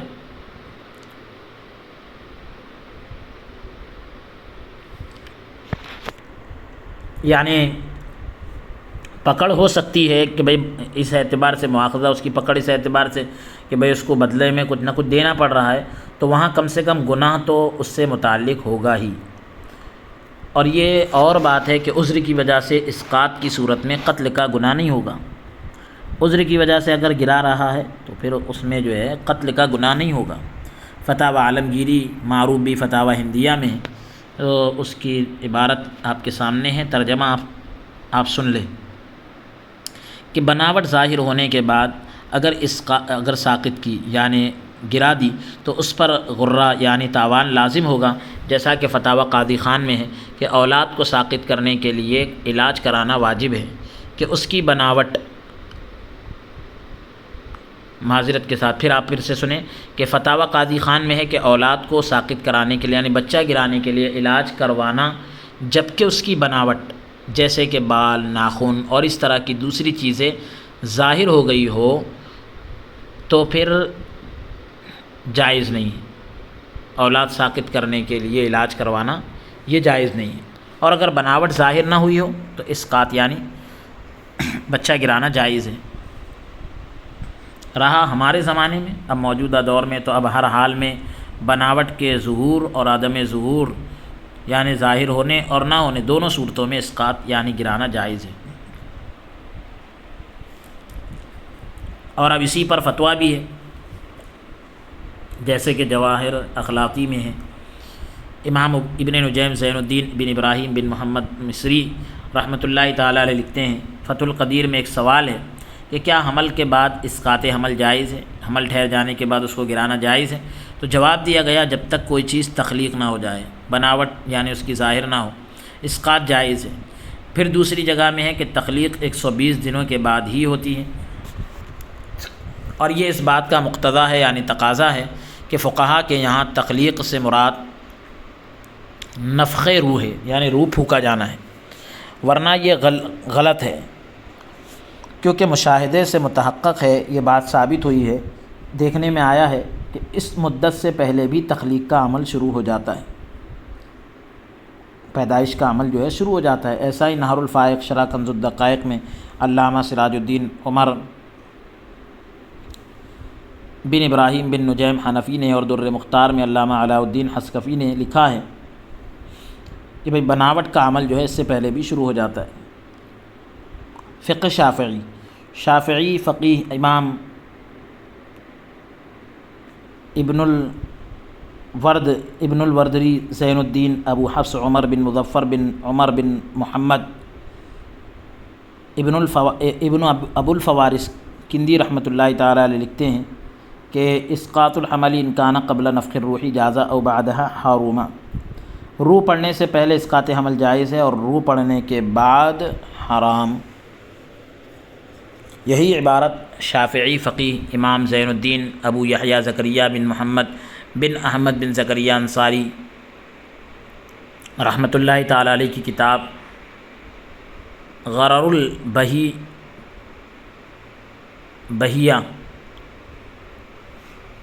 کے حاشیہ پر شرح بہجۃ الوردیہ پر امام احمد بن قاسم عبادی شافعی رحمۃ اللہ تعالیٰ علیہ نے بھی نقل کی ہے۔ اب فقہ مالکی کو سن لے۔ جمہور فقہائے مالکیہ کے نزدیک اسقاط حمل یعنی حمل گرانا ممنوع ہے، یعنی منع ہے، جبکہ امام لخمی ابو الحسن محمد بن علی ربعی قیروانی مالکی رحمۃ اللہ تعالیٰ علیہ کے نزدیک 40 دن سے پہلے اسقاط جائز ہے، 40 دن سے پہلے گرانے کی اجازت ہے۔ امام حطاب رعینی شمس الدین ابو عبداللہ محمد بن عبد الرحمن طرابلسی مالکی رحمۃ اللہ تعالیٰ علیہ لکھتے ہیں، جس کا ترجمہ یہ ہے کہ رحم سے حمل کا استخراج یعنی حمل نکال لینا یعنی گرا دینا، اسقاط اس کو دوسرے لفظوں میں کہا۔ جمہور مالکیہ کے ہاں مطلقاً منع ہے، یعنی حمل گرانا بالکل منع ہے۔ ہاں امام لخمی جو ہے 40 دن سے پہلے جبکہ نطفہ ہوتا ہے تو اس کے اسقاط کو جائز قرار دیتے ہیں، اس گرانے کی اجازت دیتے ہیں، جیسا کہ ابتداً عزل جائز ہے تو ایسا ٹھہرنے کے بعد 40 دن تک یہ بھی جائز ہے گرا دینا۔ فقہ حنبلی امام ابو النجا موسیٰ بن احمد بن سالم مقدسی حنبلی رحمۃ اللہ تعالیٰ علیہ لکھتے ہیں کہ کسی مباح دوا کے ذریعے 40 دن سے پہلے اسقاط مباح ہے یعنی جائز ہے۔ یہی بات امام منصور بن یونس بن ادریس بہوتی حنبلی رحمۃ اللہ تعالیٰ علیہ نے الروض المربع میں لکھی ہے۔ اسقاط حمل کے اسباب اور وجوہات، اسقاط حمل کے سبب کیا ہے، اس کی وجوہات کیا ہے وہ سنیں۔ در مختار کی شرح رد المختار معروف بھی یعنی جو فتاوی شامی سے مشہور ہے، اس میں علامہ ابن عابدین محمد امین بن عمر بن عبدالعزیز دمشقی رحمۃ اللہ تعالیٰ علیہ لکھتے ہیں کہ ابن وہبان نے کہا کہ اسقاط حمل عذر پر محمول ہوگا، عذر پر ڈیپینڈ کرے گا۔ پھر آگے اس عذر کی تفصیل بیان کرتے ہوئے لکھتے ہیں، عربی عبارت کا ترجمہ آپ سن لیں کہ ان کا قول عذر کی وجہ سے اسقاط حمل جائز ہے، جیسے دودھ پلانے والی عورت حاملہ ہو جائے اور اس کا دودھ منقطع ہو جائے یعنی رک جائے، نیز یعنی ساتھ ہی جو ہے بچے کے باپ کے پاس کسی دوسری دودھ پلانے والی کو دینے کے لیے کچھ بھی نہ ہو، جس کی وجہ سے بچے کی ہلاکت کا خوف ہو، بچے کے ہلاکت کا ڈر ہو، تو فقہائے کرام نے بذریعہ علاج اس طور پر کہ حمل ابھی بستہ خون یا گوشت کے ایسے لوتھڑے کی صورت میں ہو کہ اعضا نہ بنے ہو، جس کی مدت 120 دن ہے، حمل ساقط کرنے کو یعنی گرانے کو مباح قرار دیا ہے، جائز قرار دیا ہے۔ اور یہ اباحت اور جواز یعنی یہ جائز قرار دینا اس لیے بھی ہے کہ حمل ابھی آدمی نہیں ہے اور اس میں آدمی کی حفاظت مقصود ہوتی ہے، آدمی کی حفاظت مقصد ہوتی ہے، اور ابھی وہ آدمی کا نام ہی اس کو نہیں دیا جاتا 120 دن سے پہلے۔ علماء مصر دارالافتاء مصریہ مصر سے 11 فروری 1979 کو ہجری کو سابق شیخ الازہر شیخ جاد الحق شیخ انہوں نے جو ہے اپنے ایک فتوے میں لکھا ہے، عربی عبارت ہے اس کا آپ ترجمہ سن لیں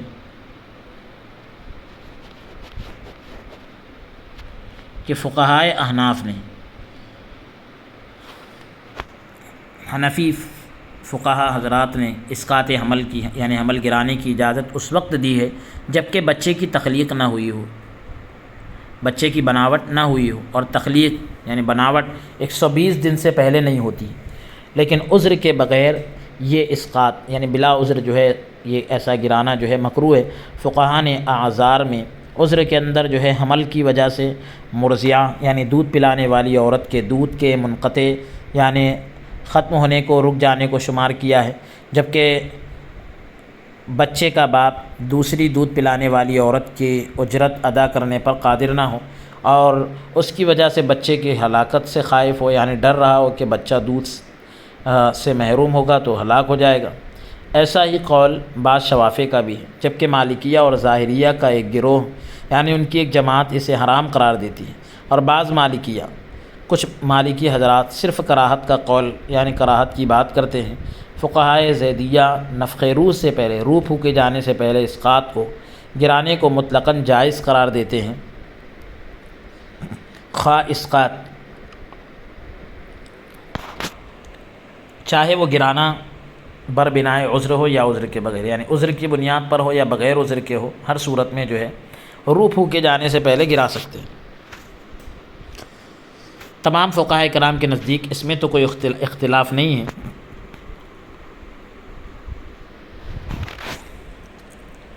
کہ 120 دنوں کے بعد اسقاط حرام ہے، اس میں کسی کا کوئی اختلاف نہیں، یعنی سب حرام کہتے ہیں، اور عذر شدید کے بغیر بالکل جائز نہیں، سخت عذر کے بغیر گرانا بالکل جائز نہیں ہے۔ ہاں اگر ولادت مشکل ہو جائے اور ماہر ڈاکٹر کی رائے یہ ہو کہ حمل کا باقی رہنا ماں کے لیے نقصان دہ ہوگا تو اسقاط یعنی گرانا مباح ہو جائے گا، جائز ہو جائے گا، اور ایسا اس قاعدے کی بنیاد پر ہوگا کہ دو نقصان دہ چیزوں میں شدید ضرر کو خفیف ضرر کے ذریعے دور کیا جاتا ہے، یعنی دو نقصان والی چیزیں ہوں تو اس میں بڑی تکلیف کو چھوٹی تکلیف کے ذریعے سے دور کیا جا سکتا ہے، کیونکہ اس میں تو کوئی اختلاف ہی نہیں ہے کہ جب ماں اور پیدا نہ ہوئے بچے میں سے کسی ایک ہی کو باقی رکھنا ہو، اب یہ ماں بھی زندہ ہے اور وہ بچہ جو ابھی پیدا ہی نہیں ہوا، ان دونوں میں سے کسی ایک کو ہی باقی رکھنا ممکن ہو تو ماں کو باقی رکھا جائے گا کہ یہی اصل ہے۔ لہذا اسقاط یعنی حمل گرانا اس معنی میں کہ 4 مہینے پورا ہونے پر اسقاط ہو عذر شرعی کے بغیر ناجائز اور حرام ہے۔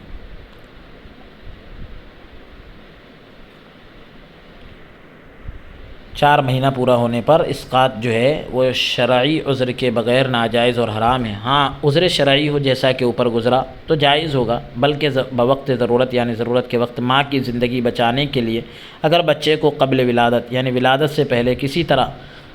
قطع و برید بھی کرنا پڑے، یعنی بچے کو نکالنا پڑے، ختم کرنا پڑے، تو یہ بھی جائز ہوگا۔ الحاصل یعنی پوری بات کا حاصل یہ ہے کہ تمام فقہا کی روح سے، تمام فقہا کی نظر سے بوقت حاجت ضرورت کے وقت 120 دن سے پہلے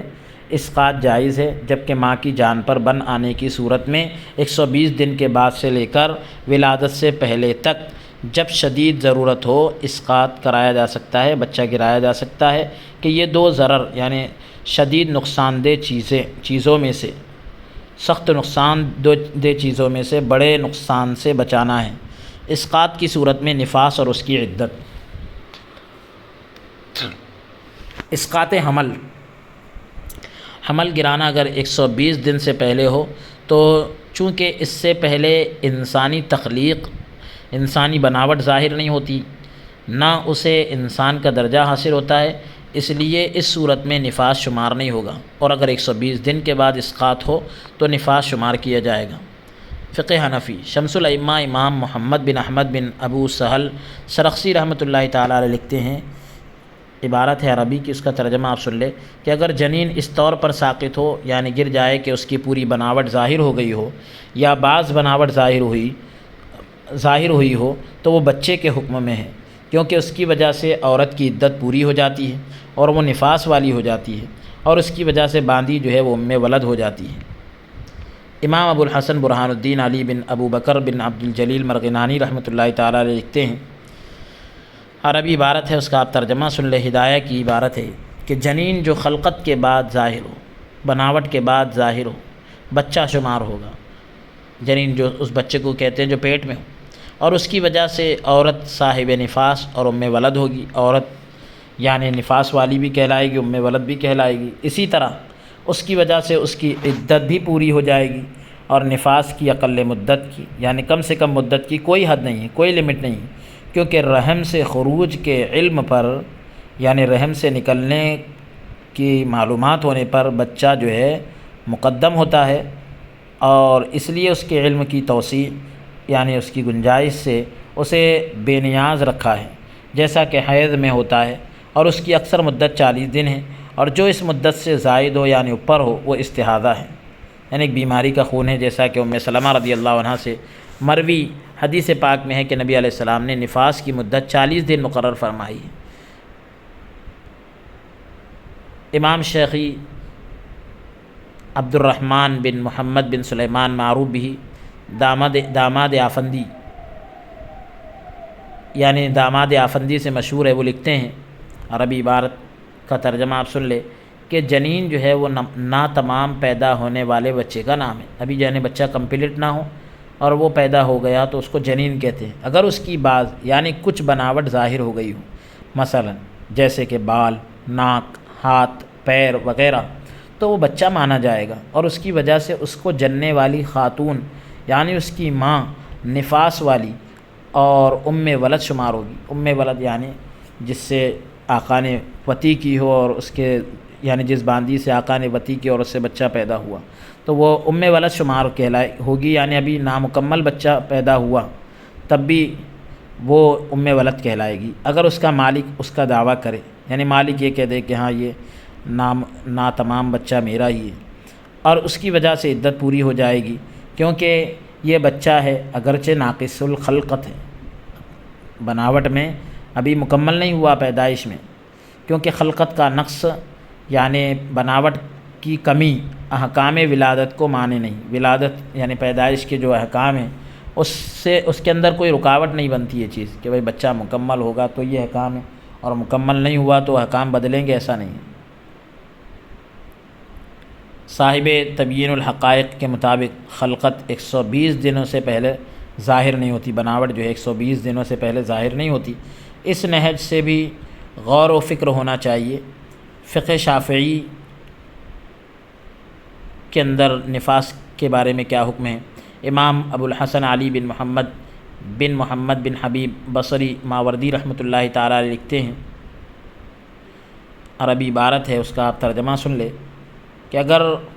گوشت کے لوتھڑے کے بجائے نطفہ ہو یا بستہ خون ہو، جمع ہوا خون ہو، تو اس کے خروج سے نکلنے سے ان تینوں احکام میں سے کوئی حکم متعلق نہیں ہوگا۔ لہذا اس خروج کی وجہ سے یعنی نکلنے کی وجہ سے نہ تو عدت پوری ہوگی، نہ وہ ام ولد اور نہ وہ ام ولد بنے گی، اور نہ اس پر غرہ یعنی تاوان واجب ہوگا، یعنی تاوان بھی واجب نہیں ہوگا، کیونکہ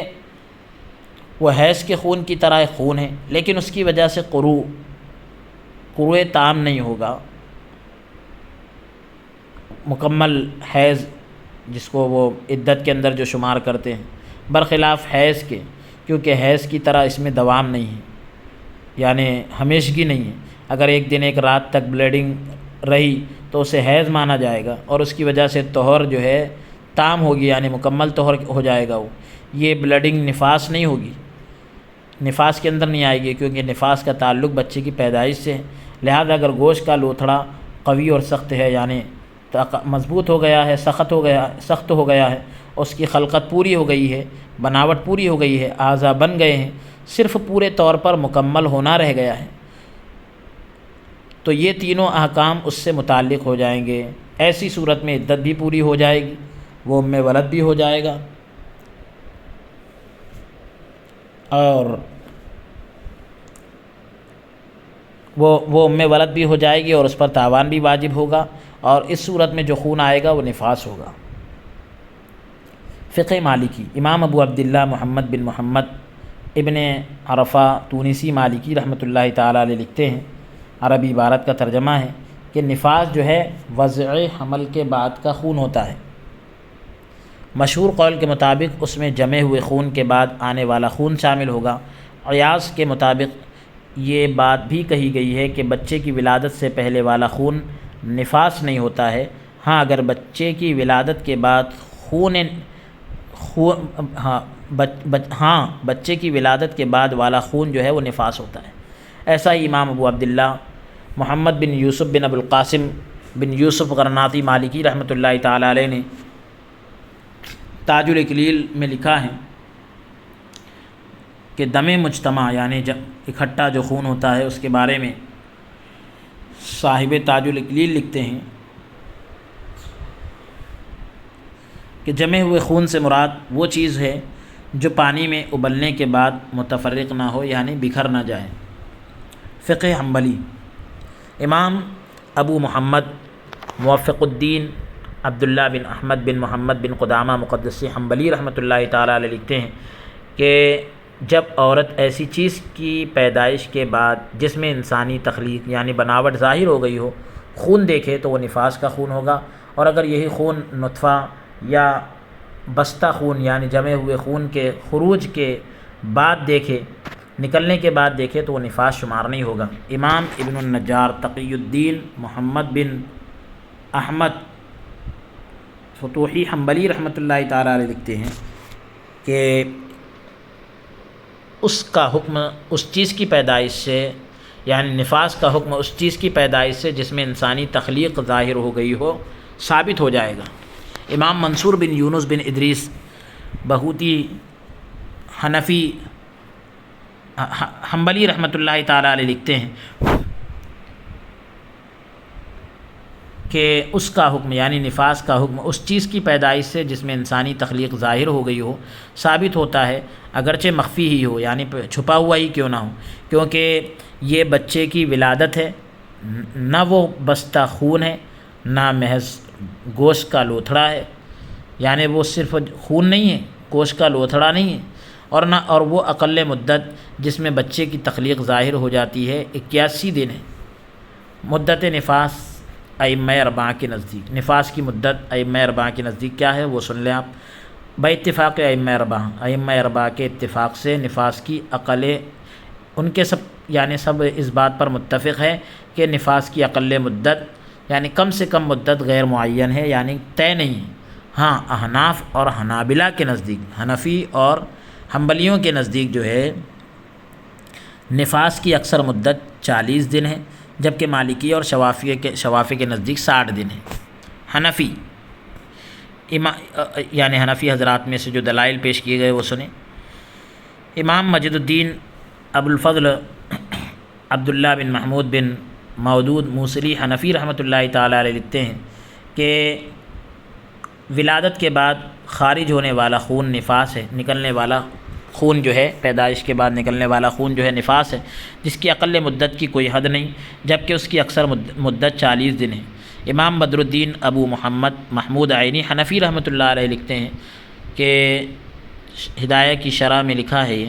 کہ اس کی اکثر مدت یعنی نفاس کی اکثر مدت 40 دن ہے، اور جو اس سے زائد ہو یعنی اوپر ہو وہ استحاضہ ہے، جیسا کہ حضرت ام سلمہ رضی اللہ عنہا کی حدیث ہے کہ نبی کریم صلی اللہ علیہ وسلم نے نفاس کی مدت 40 دن مقرر فرمائی ہے۔ حنبلی حضرات کے دلائل سنیں۔ امام ابو محمد موفق الدین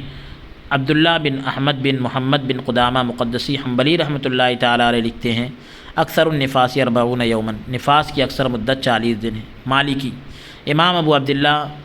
محمد بن یوسف بن ابو القاسم بن یوسف غرناطی مالکی رحمۃ اللہ علیہ لکھتے ہیں اکثر 60 یوماً، نفاس کی اکثر مدت 60 دن ہے۔ شافعی رحمۃ اللہ تعالیٰ علیہ امام شمس الدین محمد بن احمد خطیب شربینی شافعی رحمۃ اللہ تعالیٰ علیہ لکھتے ہیں یکون اکثر النفاس 60 یوماً، اکثر نفاس کی مدت یعنی زیادہ سے زیادہ جو ہے 60 دن ہے۔ خلاصہ فتوے کا خلاصہ۔ نمبر 1، ضبط ولادت اور اسقاط کا مسئلہ منصوص نہیں۔ پیدائش پر روک لگانا، بچہ پیدا ہونے پر سے روکنا، اور اسقاط یعنی گرانے کا مسئلہ دلیل والا نہیں ہے، یعنی اس پر کوئی نص نہیں ہے، منصوص نہیں ہے مطلب یعنی اس پر کوئی نص نہیں ہے، یہ ایک اجتہادی مسئلہ ہے۔ نمبر 2، احادیث سے عزل کا جواز ثابت ہے، عزل کا جائز ہونا ثابت ہے۔ تمام جدید عارضی موانع یعنی نئے جتنے بھی روکنے کے ذریعے ہیں، سورسز ہیں ٹیمپریری طور پر، جن کے ذریعے مادہ منویہ کو رحم تک پہنچنے سے روکا جاتا ہے، وہ عزل ہی کی ترقی یافتہ صورتیں ہیں۔ احادیث کے علاوہ تمام فقہا کے یہاں بھی عزل جو ہے مطلقاً جائز ہے، یعنی بلا کسی قید کے جائز ہے، سوائے مالکیہ کے کہ وہ آزاد عورت کی اجازت سے ہی عزل کو جائز قرار دیتے ہیں۔ نمبر 3، ضبط ولادت کی یعنی بچے کی پیدائش پر روک لگانا، حمل جو ہے ٹھہرنے سے روکنا، اس کی وہ دائمی صورتیں بھی جن سے میاں بیوی کے آپسی تعلقات کی قوتیں سلب نہ ہو یعنی ختم نہ ہو، بصورت تدابیر و اسباب یعنی تدبیروں اور اسباب کی صورت میں شدید ضرورت اور دفع مضرت کے وقت یعنی سخت ضرورت اور نقصان کو دور کرنے کے وقت جو ہے متعلقہ افراد کے لیے جائز ہوگی، یعنی ایسے لوگوں کے لیے جائز ہوگی، اور ایسا کرنا نہ ہی توکل علی اللہ کے خلاف ہوگا اور نہ اس سے تغیر خلق لازم آئے گی، یعنی اللہ پر بھروسے کے خلاف بھی نہیں ہوگا اور اللہ کی تخلیق کو بدلنا بھی اس سے لازم نہیں آئے گا۔ نمبر 4، بوقت حاجت، ضرورت کے وقت علماء احناف اور شوافع کے یہاں، شافعی حضرات کے یہاں اور حنفی حضرات کے یہاں 120 دن سے پہلے، جبکہ جمہور حنابلہ اور مالکیہ میں امام لخمی کے یہاں 40 دن سے پہلے اسقاط جائز ہے، یعنی گرانا 40 دن سے پہلے جائز ہے۔ اور جب شدید ضرورت ہو کہ ماں کی جان پر بنائے، ماں کی جان پر یعنی کوئی مصیبت آ جائے یا ایسی کوئی بات آ جائے، تو سب کے یہاں بالاتفاق یعنی سب اس پر متفق ہے کہ مدت مذکورہ کے بعد، یعنی جو مدت ذکر کی گئی اس کے بعد بھی اسقاط جائز ہے، یعنی گرانا جائز ہے۔ نمبر 5، فقہائے مذاہب اربعہ کے نزدیک، ائمہ اربعہ کے فقہا کے نزدیک جو ہے بچہ تیار ہونے سے پہلے اسقاط کی صورت میں آنے والا خون نفاس نہیں ہے، بچہ گرانے کی صورت میں آنے والا خون نفاس نہیں ہوتا۔ احناف اور شوافع کے نزدیک، حنفی اور شافعی حضرات کہتے ہیں کہ بچہ تیار ہونے کی مدت 120 دن ہے، جبکہ مالکیہ اور حنابلہ کے یہاں اس کی اقل مدت 81 دن ہے، کم سے کم مدت جو ہے اس کی 81 دن ہے۔ نمبر 6، نفاس کی اقل مدت متعین نہیں ہے، طے نہیں ہے، جبکہ اس کی اکثر مدت یعنی زیادہ مدت احناف اور حنابلہ کے نزدیک، نفاس کی زیادہ مدت احناف اور حنابلہ کے نزدیک 40 دن ہے، اور شافعی اور مالکیہ یعنی شافعی حضرات اور مالکی حضرات کے نزدیک 60 دن ہے۔ نفاس کی اکثر مدت یعنی زیادہ سے زیادہ مدت 40 نہیں بلکہ 60 دن ہے۔ یہ محمد آفتاب مصباحی صاحب نے اس کو لکھا ہے، مفتی محمد آفتاب صاحب نے، اور مفتی رحمت علی صاحب نے اس کو جو ہے جاری کیا ہے۔ پروردگار عالم ہم سب کو جو ہے شریعت کے ایک ایک حکم پر عمل کرنے والا بنائیں۔ اگر پڑھنے میں مجھ سے کوئی غلطی کوتاہی ہوئی ہو تو مولا تعالیٰ اسے معاف عطا فرمائیں، الفاظ کچھ آگے پیچھے ہو گئے پروردگار عالم اس کو بھی معاف فرمائیں۔ وصلی اللہ تعالیٰ وسلم علی خیر خلقہ سیدنا و نبینا محمد وعلی آلہ واصحابہ اجمعین برحمتک یا ارحم الراحمین والحمد للہ رب العالمین۔